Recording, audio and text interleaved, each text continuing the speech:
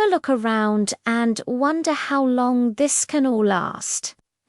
Back in 1972, a team of brilliant minds at MIT ran a groundbreaking computer simulation. They asked a massive question: what are the limits to our growth?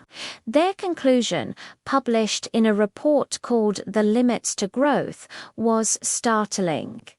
It predicted that if humanity continued on its business-as-usual path, we could face a global societal collapse around the year 2040. Now, that's a headline that grabs your attention, isn't it? It sounds like something straight out of a disaster movie, but this was a serious academic study. For centuries, we've been fascinated by the ghosts of empires past. Think of the Roman Empire, the Mayans, or the great dynasties of ancient Egypt. They built incredible cities, developed complex societies, and seemed invincible. Yet they all fell. Their stories are etched into our history books as cautionary tales. Some crumbled from within due to political corruption and social unrest. Others were brought to their knees by environmental disasters like drought and famine, or economic crises that shattered their foundations. The lesson is clear. No civilization, no matter how powerful, is guaranteed to last forever. History doesn't repeat itself, but it certainly rhymes. So, what about us? We're living in what is arguably the most advanced, interconnected, and complex civilization in human history. We've built skyscrapers that touch the clouds. We can communicate with someone on the other side of the planet in an instant, and we carry supercomputers in our pockets. Our global systems of trade, communication, and technology are marvels of human ingenuity. We've created a world that our ancestors could only dream of. But here's the paradox. Our greatest strength is also our greatest weakness. This complexity makes us incredibly fragile. Think of it like a state-of-the-art jet engine. It's an incredibly powerful and sophisticated piece of machinery, composed of thousands of precisely engineered parts, all working in perfect harmony. It can propel a massive aircraft through the sky at incredible speeds. But what happens if one tiny, seemingly insignificant component fails? A single faulty bolt, a small crack in a turbine blade, or a minor software glitch can trigger a chain reaction, leading to catastrophic failure. Our global society operates in a similar way.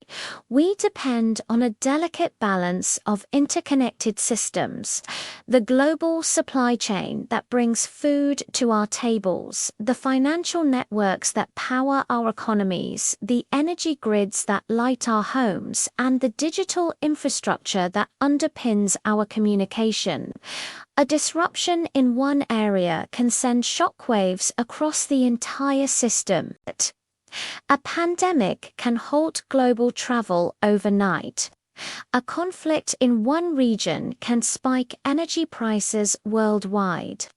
A cyber attack on a major financial institution could trigger a global economic meltdown. We've built a magnificent, intricate machine, but we've also created countless single points of failure. The very interconnectedness that makes our civilization so dynamic also makes it vulnerable to a rapid, cascading collapse. Let's dive back into that MIT study, because it wasn't just one single doom and gloom prediction. The researchers, using their World 3 computer model, explored a dozen different scenarios for the future. They weren't trying to be fortune tellers. They were trying to understand the interplay between major global trends: population growth, industrial production, pollution, food production, and the depletion of natural resources. One scenario, often called the business as usual or standard run, is the one that leads to collapse around 2040. In this version, we continue to prioritize exponential economic growth above all else. For a while, things look great. Population and industrial output continue to climb. But around our current time, the model shows us starting to hit serious walls. Non-renewable resources become increasingly scarce and expensive to extract. The cost of dealing with ever-worsening pollution begins to drain capital away from industry and agriculture. As a result, industrial output per capita starts to fall, followed by a decline in food production. Eventually, the death rate rises as the system can no longer support the global population, leading to a sharp decliner collapse.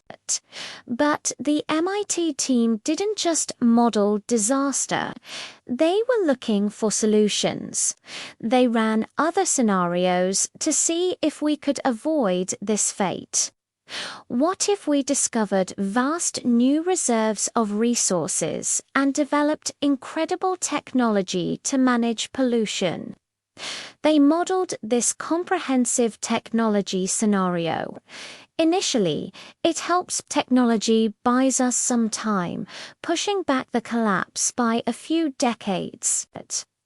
But in the model, the fundamental driver exponential growth on a finite planet eventually overshoots other limits, like the ability of the land to produce food, and the system still collapses just a bit later.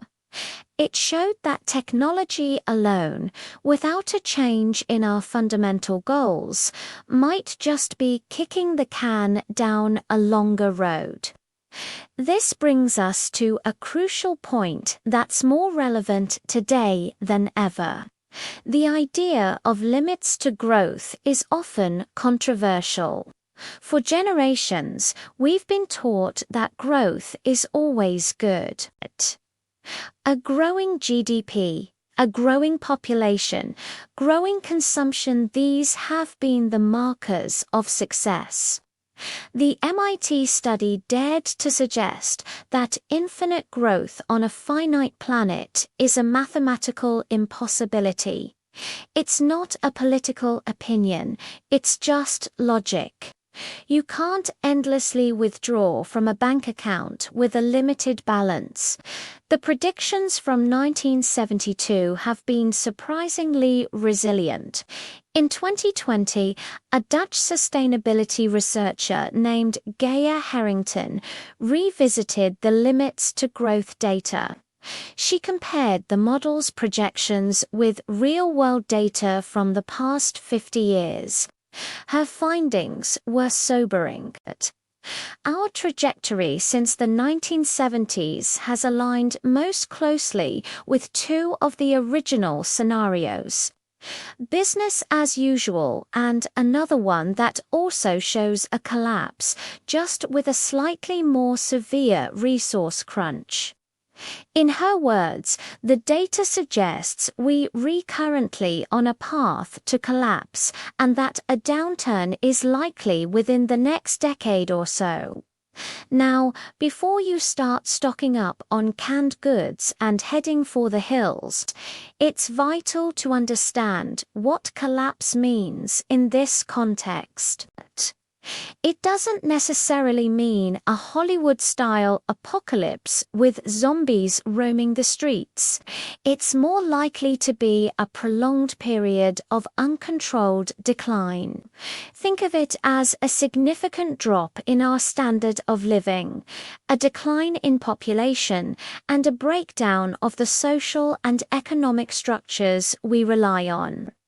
It could manifest as persistent economic stagnation, food and water shortages, increased social unrest, and a loss of faith in institutions. It would be a messy, difficult, and drawn-out process, the slow unraveling of the complex world we've built. But here is the most important message from that 50-year-old study, a message of hope. The researchers also modeled a stabilized world scenario. This was the one where we successfully avoid collapse. How did they do it? In this model, humanity makes a conscious choice. We shift our goals from pure blind growth to well-being and sustainability. Policies are put in place to stabilize the population and industrial output. We invest heavily in technologies that reduce our environmental footprint, like renewable energy and resource recycling. The focus shifts from producing more stuff to improving quality of life, education, and healthcare. In this scenario, society doesn't collapse. It reaches a state of equilibrium, a sustainable and prosperous plateau where human needs are met without destroying the planet's ability to support us. This wasn't a prediction of an inevitable utopia, but rather a demonstration that a different path is possible.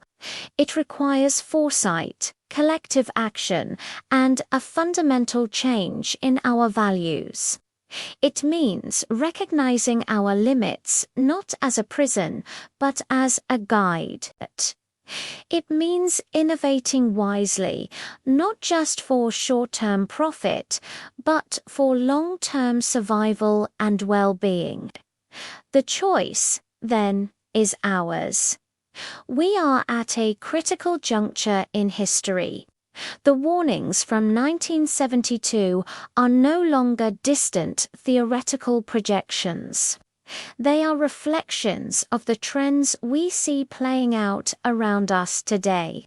We can continue with business as usual and risk the fate of so many civilizations before us, or we can use our unprecedented knowledge and technological capability to steer our global society towards a more sustainable and equitable future.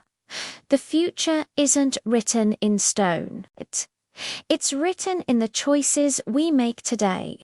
Thank you so much for watching and exploring this complex topic with me.